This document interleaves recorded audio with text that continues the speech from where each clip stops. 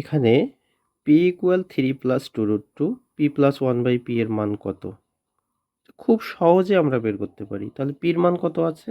p এর মান আছে এখানে যে p ইকুয়াল আছে 3 প্লাস 2√2 2√2।